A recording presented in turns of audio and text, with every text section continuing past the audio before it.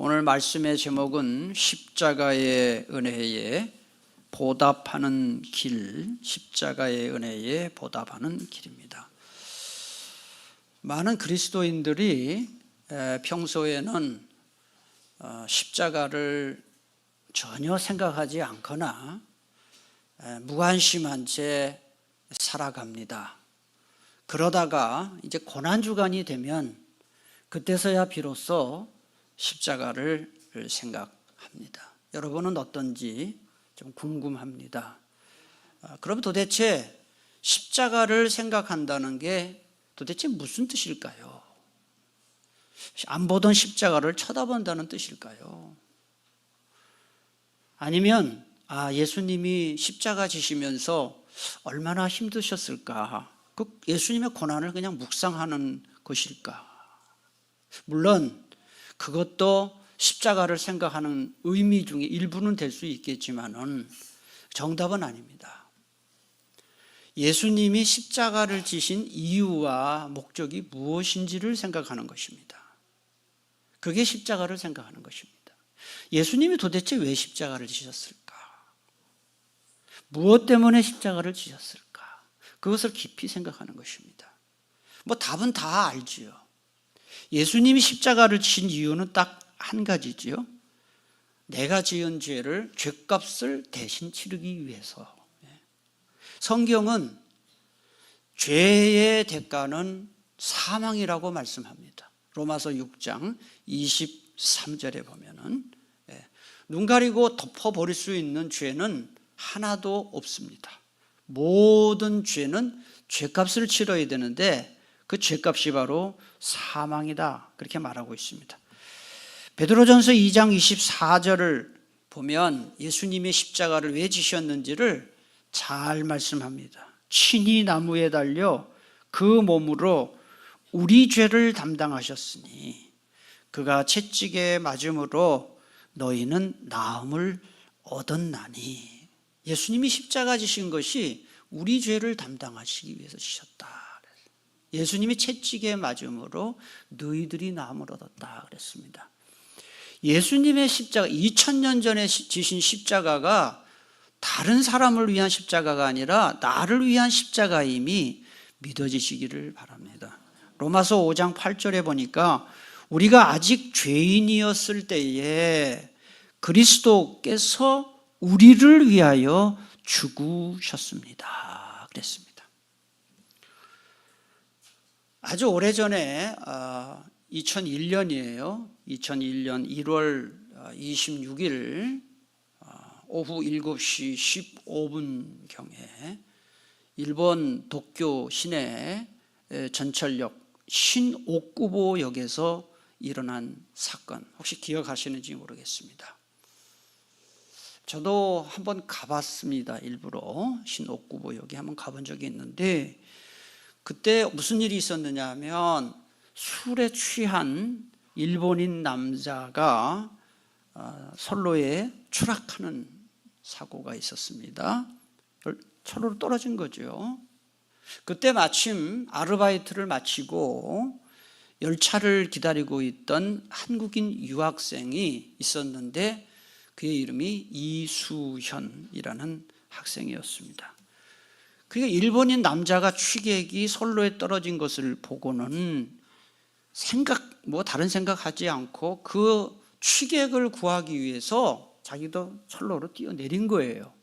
그런데 그때 이미 저쪽에 다음 열차가 들어오고 있었습니다.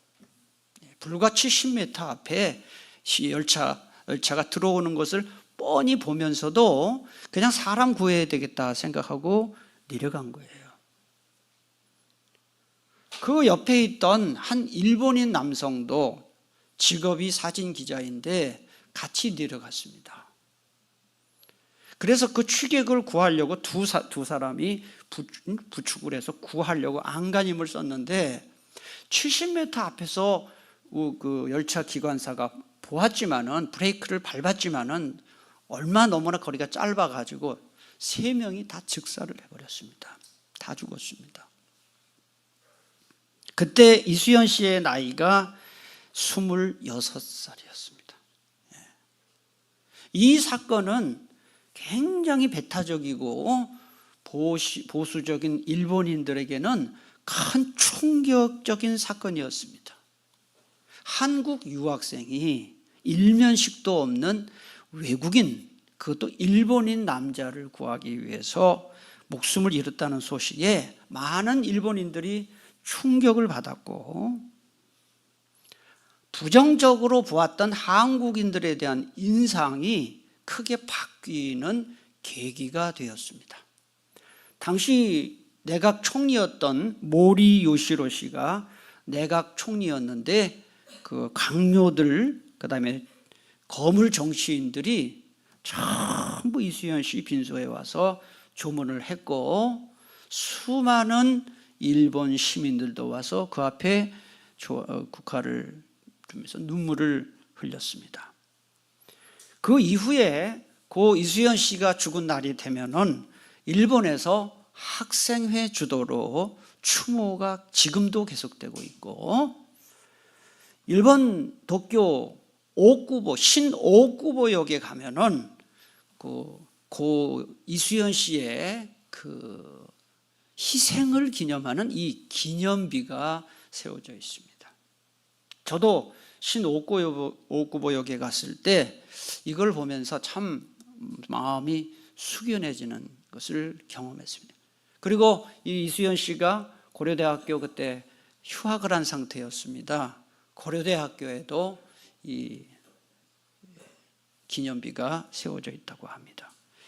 그 이후로, 이 사건 이후로 일본이 한국을 보는 눈이 달라졌고, 한국인을 대하는 태도가 바뀌었고, 그리고 한류 열풍이 크게 불었을 때 이 신오쿠보역 거리에서부터 한류 열풍이 크게 불었다 하는 것을 알 수가 있습니다. 제가 왜 갑자기 십자가 얘기를 하다가 이런 이야기를 하는지 아십니까?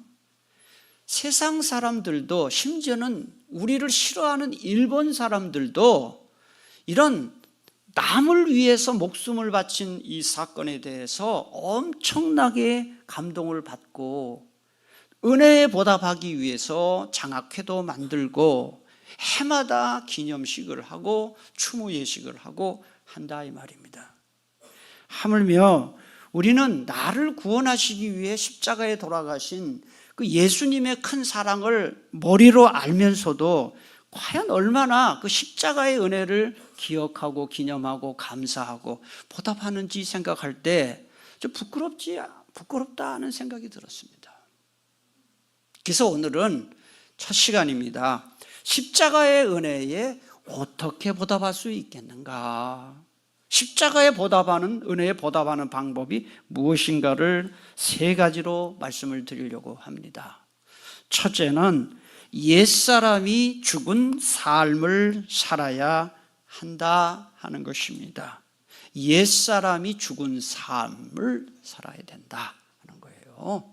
여러분, 아담 그 이후의 사람들은 한 사람도 빠짐없이 죄인입니다. 그런데 죄인인 것은 같지만 죄인이 된 이유는 다릅니다. 아담은 자기 자신이 죄를 지어서 죄인이 되었고, 아담 이후의 모든 사람, 우리 모든 사람들은 죄인이기에 죄 짓는 것입니다. 완전히 다릅니다. 아담은 죄를 지어 죄인이요, 아담 이후의 모든 사람들은 죄인이기에 죄 짓는 것입니다. 아담 이후에 탄생한 사람들은 태어날 때부터 원죄를 받고 태어나기 때문에 모든 생각하는 근본 성향이 죄를 향해 있습니다. 여러분들이 머릿속으로 가만히 있으면 드는 생각은 다 죄밖에 없습니다. 가만히 생각해 보세요. 전부 좋은 생각보다는 나쁜 생각이 많습니다. 여러분들이 하고 싶은 대로 만약에 하라고 하면은 이 세상은 지옥이 되고 말 거예요. 사람들이 전부 하고 싶은 대로 하라 내버려 둔다? 지옥 됩니다. 순식간에 지옥이 되고 맙니다. 구원받기 전에는 우리 모두 마찬가지였습니다. 죄의 노예가 되어 살았고 죄의 포로가 되어 살았습니다. 이처럼 근본 성향이 죄를 향해서 이런 사람을 가리켜서 성경은 옛사람이라고 말합니다. 그런데 예수 믿고 구원받는 순간에 예수님만 십자가에 못 박혀 돌아가신 것이 아니라 우리의 죄 짓는 성품도 십자가에 같이 못 박혔다 하는 거, 이걸 성경이 말하고 있습니다. 갈라디아서 2장 20절, 여러분 잘 아시는 말씀이에요. 작년에 외운 말씀입니다. 여기 보면 내가 그리스도와 함께 어떻게 했다고 합니까? 그럼 내가 못 박혔다고 하는데 여러분 어디 못 박혔나요? 십자가에 우리가 어디 못 박혔나요? 이게 무슨 뜻일까요? 옛사람이 십자가에 못 박혔다는 거예요. 내가 그리스도와 함께 십자가에 못 박혔다는 것은 내 몸이 못 박혔다는 게 아니라 죄 짓는 성품을 가진 내 옛사람이 십자가에 못 박혔다. 예수님이 십자가에 못 박혀 돌아가실 때는 예수님만 돌아가신 것이 아니라 모든 죄 짓는 인류의 성품까지도 십자가에 못 박았다, 이런 뜻이에요. 그런즉 이제는 내가 사는 것이 아니요 오직 내 안에 그리스도께서 사시는 것이라, 그렇게 말하고 있는 것입니다. 구원받기 전에는 죄가 우리를 지배하기 때문에 온전한 자유의지가 있을 수가 없었어요. 죄가 이끄는 대로 살 자유밖에 없었습니다. 그걸 가리켜서 마르틴 루터는 노예의지라 이런 표현을 썼어요. 노예의지. 여러분, 말이나 소에다가 곱비를 매잖아요. 곱비를 매면은 말이나 소가 활발하게 움직이는 것 같지만은 사실은 자기 마음대로 움직이지 못하고 부리는 사람의 의지에 따라서 움직일 수밖에 없어요. 마찬가지로 노예 의지를 가진 사람은 자기가 하고 싶은 대로 사는 것 같지만 결국 보면 다 죄가 시키는 대로 하는 거예요. 그래서 예수 믿기 전에는 죄를 짓고도 자기가 죄를 지었는지 알지도 못해요. 그러다가 예수 믿고 나면은 내가 이렇게 살아온 것이 전부 죄 짓는 삶이었구나, 그렇게 깨닫고 나서 예수 믿고 나서 삶이 달라지는 것이, 그것이 우리 보통 사람들 아닙니까? 그러나 우리 모두 십자가의 구원의 공로로 구원받았기 때문에 이제는 죄의 포로나 죄의 노예가 되어 사는 것이 아니라 죄와 싸울 수 있는 능력을 갖게 되었습니다. 그게 바로 옛사람이 십자가에 못 박혔다는 거예요. 에베소서 4장 22절부터 24절에 보면은 옛사람과 새사람이 나와요.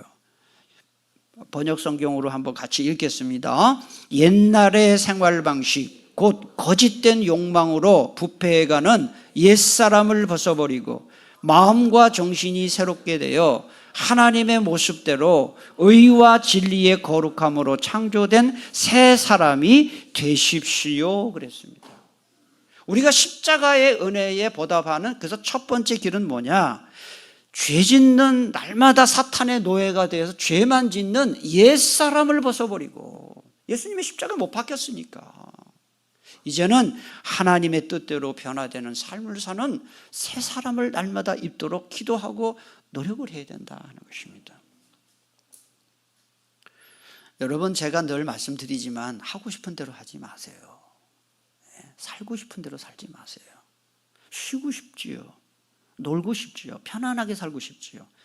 이게 죄의 결과입니다, 사실은. 내 안에 성령께서는 더 크게 말씀하십니다. 여러분, 편안보다 더 중요한 것은 평안입니다. 평안은 육체가 육체가 쉬면 편안합니다. 평안은 육체가 쉬어야 평안이 오지 않습니다. 영혼이 쉴 때 평안이 오는 겁니다.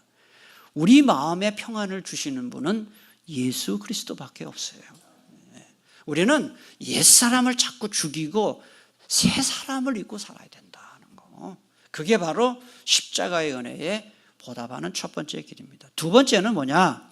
인생의 고난을 당할 때마다 모든 문제를 주님께 맡기는 것이다. 그게 바로 주님의 은혜에 보답하는 길입니다. 히브리서 12장 2절 3절에 보니까 우리 믿음의 근원이시며 우리 믿음을 완전케 하시는 예수님을 바라봅시다. 그분은 장차 누릴 기쁨을 위하여 부끄러움과 십자가의 고통을 참으셨으며 여러분은 죄인들의 이런 증오를 몸소 참으신, 그 다음에 읽겠습니다. 예수님을 생각하면서 낙심하지 말고 용기를 내십시오.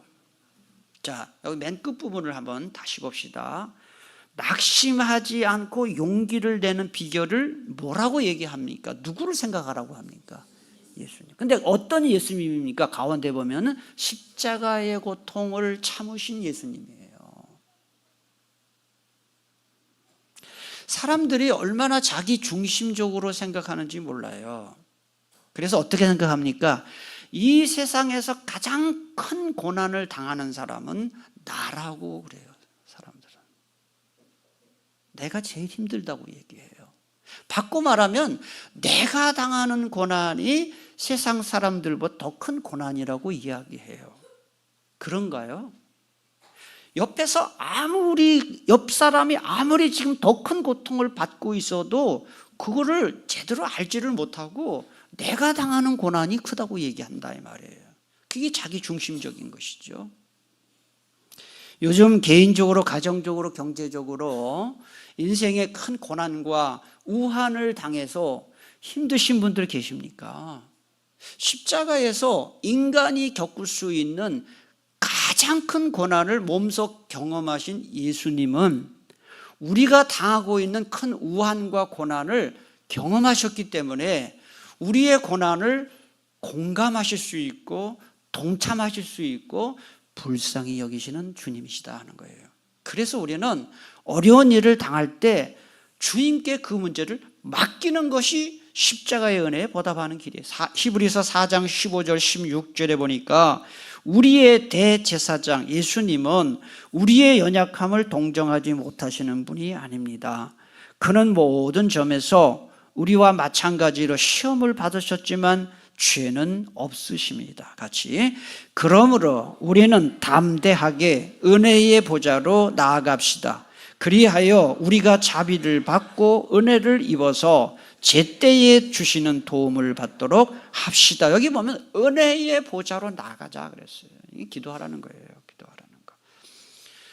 그럼 여러분 이렇게 질문할 수 있습니다. 아니 하나님 주님께 인생의 문제를 맡기는 게 오히려 주님께 부담을 주는 것이지 그게 무슨 은혜에 보답하는 겁니까? 그렇지 않습니다. 여러분 자녀를 양육하신 부모님들은 아실 겁니다. 자녀가 부모를 부모로 대접할 때 기쁜 겁니다. 그러면 자녀가 좋은 일이 있을 때만 부모님에게 좋은 일만 얘기하는 게 그게 효도냐? 그렇지 않습니다. 동고동락하는 것이 효도입니다. 예수님도 마찬가지입니다. 우리가 인생에 문제가 있을 때 세상에 가서 문제를 의논하지 않고 자기 힘으로 그 문제를 해결하려고 하지 않고 주님 앞에 들고 나올 때 주님은 기뻐하십니다. 오늘도 여러분들이 모든 인생의 무거운 짐과 문제를 주님 손에 맡기는 것이 십자가의 은혜에 보답하는 길이라는 것을 기억하시고 인생의 모든 문제를 주님 손에 맡기는 시간 되기를 축복합니다. 십자가의 은혜에 보답하려면 마지막 셋째로 오늘 마태복음 16장 24절에 나오는 대로 자기를 부인하고 자기 십자가를 져야 한다. 마태복음 16장 24절을 우리 다시 한번 화면을 보고 읽겠습니다. 시작. 이에 예수께서 제자들에게 이르시되 누구든지 나를 따라오려거든 자기를 부인하고 자기를 십자가를 지고 나를 따를 것이니라. 다 아는 말씀이죠. 독일의 루터교회 목사이자 신학자인 그 유명한 디트리히 본 회포라는 분이 있었습니다. 디트리히 본 회포라는 목사님이 계셨는데 이분은 그 히틀러 암살 미수 사건에 가담한 죄로 교수형에 처해진 순교자입니다. 그런데 이분이 쓴 유명한 책이 있습니다. 제자도의 대가라는 책에서 우리 모두 가슴 깊이 새겨두고 명심해야 할 아주 의미 있는 말을 남겼습니다. 그러니까 이 말이 너무 귀한 말이기 때문에 여러분들에게 소개하려고 합니다. 이렇게 그 책에서 말했습니다. 값싼 은혜, 즉 천국으로 가는 꽃길은 없다. 그리스도가 우리를 부르실 때는 와서 죽으라고 하시는 것이다. 그랬어요. 참 어떻게 들어보면 굉장히 부담스럽지요. 천국 가는 길에 꽃길이 없대요. 주님이 우리를 부르실 때는 와서 죽으라고 부르시는 것이다 그랬어요. 이 말을 우리가 오해하면 안 됩니다.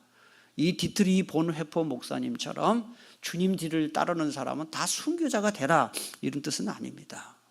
주님을 따르는 사람은 고통스러운 삶을 살아야 된다, 낮은 자존감을 갖고 살아야 된다 이런 뜻도 전혀 아닙니다. 그럼 무슨 뜻일까요? 자신의 욕심과 감정과 욕망보다 하나님의 뜻을 항상 앞세우라는 뜻이에요. 하나님의 뜻과 하나님의 마음이 내 자아보다 앞서는 삶을 살도록 해라. 그게 자기 부인이에요.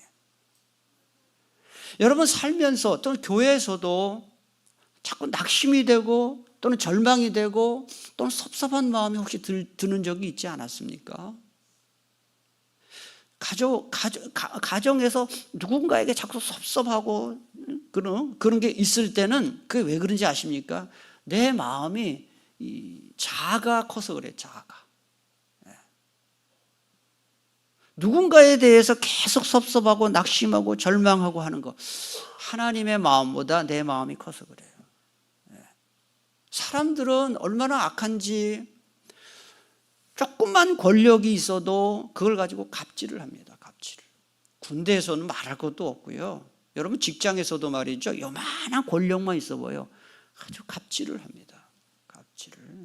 사장이 직원들에게 갑질을 하거나 또는 조금 위에 높은 상관이 밑에 직원한테 갑질을 하거나, 인간의 그건 악한 본능입니다. 이게 전부 뭐냐? 주님의 마음보다 내 자아가 앞서서 그렇습니다.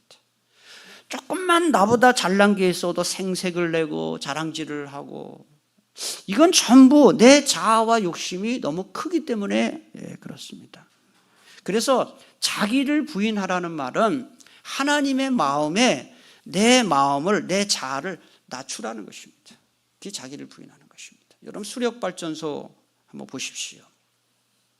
이 수력 발전이 어떻게 일어납니까? 물에 낙차를 이용해서 전기 에너지를 발생시켜서 전기를 발생시키는 것입니다. 따라서 이 낙차가 크면 클수록 얻을 수 있는 에너지도 커지는 것입니다. 10m의 낙타와 100m의 낙차는 비교할 수 없는 에너지를 발생시키는 것입니다. 이건 하나님과 우리 사이에서도 말씀드릴 수 있습니다. 예수님의 강한 능력이 내 삶에서 드러날 수 있기 위해서는 내가 낮아질수록 주님이 높아지는 겁니다. 주님의 능력은 어떤 사람에게 나타나는지 아십니까? 거만하고 교만한 사람에게서는 주님의 능력이 나타나지 않습니다. 왜 그럴까요? 주님을 내 밑으로 내려놓고 있기 때문에 나의 능력만 나타나지 주님의 능력은 나타날 수가 없는 것입니다. 나를 낮추면 낮출수록, 겸손하면 겸손할수록, 내가 없어지면 없어질수록, 내 자아를 주님의 마음에 낮추면 낮출수록 주님의 능력이 드러나게 되는 것입니다. 그게 바로 십자가의 은혜에 보답하는 길이 되는 것이고요, 우리의 몸에서 주의 능력이 나타나는 길입니다. 고린도후서 12장 10절에서 사도 바울은 이 진리를 이렇게 표현했습니다. 내가 그리스도를 위하여 약한 것들과 능욕과 궁핍과 박해와 곤고를 기뻐하노니, 같이 읽겠습니다. 이는 내가 약한 그때에 강함이라. 아멘. 언제 강하라고요? 내가 약할 때 주님의 강한 능력이 나타난다 그랬습니다. 사람이 건강할 때는 그래서 주님 별로 의지하지 않아요. 몸이 아파가지고 탁 병원에 입원을 하거나 아무리 약을 먹어도 낫지 않고 병원에 가도 낫지 않고 이래야 주님 찾아요. 그럴 때 주님이 강하게 되는 거예요. 가정에 막 어려운 우환이 있고 이래야 더 주님을 찾는 거예요. 여러분, 주님은 우리가 늘 주님을 찾기를 원하시는데 너무나도 주님을 찾지 않으면은 주님은 때로는 그 가정에 우환을 보내서라도 주님을 찾게 만들어요. 그게 주님의 사랑이기도 해요. 그러므로 우리가 여러분 삶 속에서 우환이 없을 때, 가정에 큰 어려움이 없을 때일수록 더 주님 앞에 엎드리시기를 바랍니다. 그래야 주님은 우환을 주시지 않고도 하나님 앞에 엎드리는 사람에게 왜 우환을 주겠습니까? 뭐 그렇다고 해서 모든 우환이 교만 때문에 온다 이런 뜻은 아닙니다. 내가 약할 때에 나를 통해서 주님의 능력이 나타날 수 있다 하는 것을 기억하시고 늘 자기를 부인하고 주님을 높이는 삶을 사시기를 축복합니다. 말씀을 정리하겠습니다. 고난주간을 맞이해서 십자가의 은혜에 보답하는 길이 무엇인지 말씀드렸습니다. 십자가의 은혜는 우리가 받은 은혜 중에 최고의 은혜고 은혜는 꼭 갚아야 됩니다. 그래서 이 시간 이번 주간 제가 한 가지 제안을 하겠습니다. 그동안 제가 금요 기도회 때는 가능하면 크게 소리 높여 기도하라고 했는데 이번 주 고난주간에는 물론 음악 소리를 평소에 한 80% 정도로 좀 볼륨을 조정해 주시고 십자가의 은혜를 깊이 묵상하는 기도회를 했으면 좋겠습니다. 그래서 이 시간 기도 제목을 4가지를 여러분들에게 드릴 테니까요.